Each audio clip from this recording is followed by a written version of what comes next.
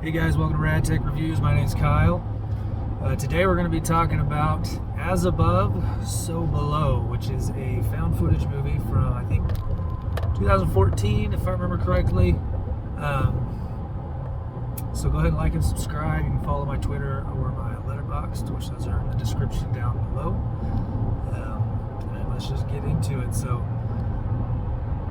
found footage in general is a subgenre of horror that I really like. For the most part, there aren't many that I don't like. Off the top of my head, I think Dash Cam that came out either earlier this year or last year. I wasn't crazy about that one. And there's only a couple others that I didn't really care for. For the most part, I always find enjoyment in them because I like the creativity of it. And here in this one, we have a group of people who are kind of, I guess, treasure hunting, is what you could call it.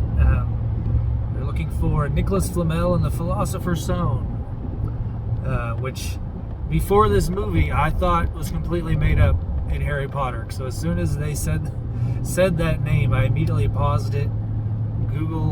Went to Google and was like, huh, this is like a real dude that may have lived a long time ago in the Plato days and stuff, Aristotle, those times. Alchemist from ancient times, basically. So I don't know if he was actually a real person or if he was just some sort of legendary figure, you know. But that was a big mind-blown moment at first because I have always just associated that specifically with Harry Potter because I assumed J.K. Rowling created that individual just for the story itself. So that was pretty cool to find out that it's based on an actual person that may or may not have lived at some point. So they got our main girl here, so she's looking for Nicholas Flamel and his tomb to find the Philosopher's Stone, and she's got her own history. She's kind of trying to finish what her father started. He died at some point. Based on the imagery we see it, I guess he either hung himself or something. But it seems like it's potentially suicide. At the very beginning, we get this opening where she's kind of trying to get into a specific hidden room or tomb or whatever you want to call it, because there's some sort of Rosetta Stone translation type thing that she needs in order to further work towards her main goal. And they're kind of late on the ball here going after this because this area that they're breaking into is apparently being demolished for some reason. I don't know if they actually say why, but they start to begin to destroy it as she's inside the little tomb with the, I guess it's a longhorn of some kind, or a bull, or whatever you want to call it. And so from there, and she and her friend Benji's the cameraman for the most part. They get kind of little handheld camera or head cams later on, so you do end up getting more angles than just from the camera person himself. Some of the angles don't make any sense. They kind of break the rules a little bit from that we're used to with found footage stuff. And also through their travels, they meet up with somebody from her past who's like, I guess, an ex, either boyfriend or something of that nature, who's played by Ben Feldman, he's kind of a side actor that's just randomly shows up in random stuff, and I always enjoy him. He was in a great rom-com that got canceled very quickly called A to Z with Kristen Milioti from How I Met Your Mother. He's also in Superstore, that's a more long-running show where he's the main character. But he's been in a bunch of other random stuff as just kind of some random dude in Silicon Valley or CSI. I've always enjoyed him, so when he popped up in here, I thought, oh, that's nice. And so he helps him. He doesn't really want to go along on the actual journey, but he helps her kind of decipher what she needs to know message-wise as far as where to go next.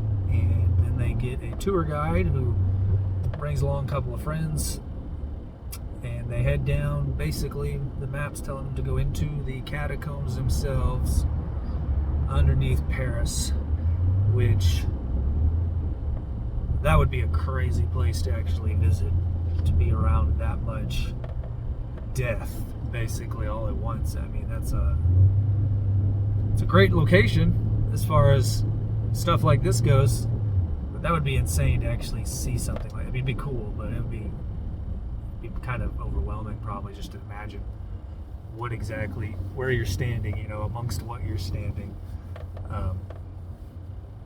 But I really like the set design of it that they go for. I don't know how accurate the tunnels they're going through are to what the catacombs themselves actually look like.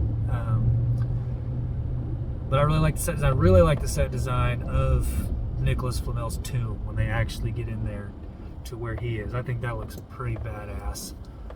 That would be a cool thing to do, you know. I don't know that I could be an actual actor or anything, but if I could build sets and stuff for things like this, I think that'd be pretty awesome. I was never in drama club or anything where they built sets for theater things, but hindsight, looking back on, I think that would be a pretty cool thing to do, and probably a lot of creativity there in terms of kind of what they want, what you can do to bring that actual thing to life. But they do find Nicholas Flamel, and this is an area that didn't go kind of what I expected it to go, because he looks very much not dead for the most part. His body is not decayed at all. However long it's been down there, it's almost perfectly preserved, like he had just died the moment before they walked into the room. And I fully expected him to come alive after they broke in there, and him be the main thing that started killing them all, because they were, you know, taken from his tomb and taking the Philosopher's Stone and stuff. But that didn't happen. He didn't really do anything other than he's just laying there, and then they do find the Philosopher's Stone, and it actually works. You know, this one girl hurts her arm with a pretty gnarly looking cut, and they use it, and it completely heals it. And so then this world, this universe where this takes place, you know, this type of magic actually exists. But while they're down there, cursed type things start happening. You know, they start to get stuff from their past as far as fears and traumatic things that have happened to them starts to surface, and imagery starts to be shown. And that's always the kind of stuff in these kinds of found footage movies, like in Blair Witch and things, where it really, or the spirits or whoever's in charge of all this really starts to fuck with the main characters. So like Ben Feldman's character, some piano from his childhood home shows up, and the key that doesn't work on this piano also doesn't work. And one of the tour guide, you know, his death's pretty badass. Some burning car situation, and then it just kind of all shit happens to it, and he ends up sucked into the ground basically. Nothing but his feet are sticking out, so I'm sure he's suffocated to death, and that is a horrible way I could imagine going out.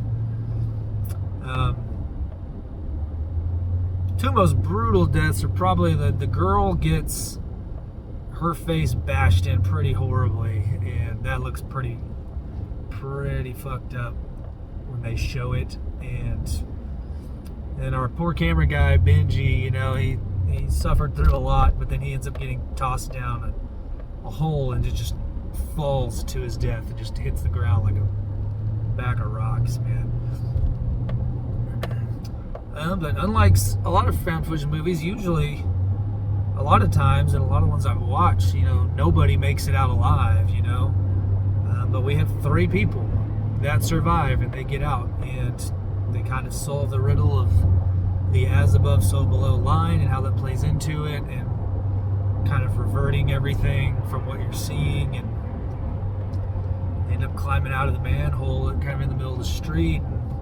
That's kind of a cool little shot. You know, they're coming out right side up, but on the surface they're upside down. And Kind of reminds me of Stranger Things season 4 when they're climbing the sheet. You know, the right side up when they're climbing, and when they get to the other side, they fall because gravity's the opposite. So it's kind of like that. But yeah, overall, I thought this was a pretty solid found footage movie. And I'm surprised I hadn't really heard of before.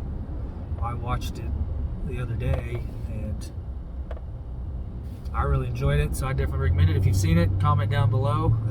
But that's it for now. Thanks, guys.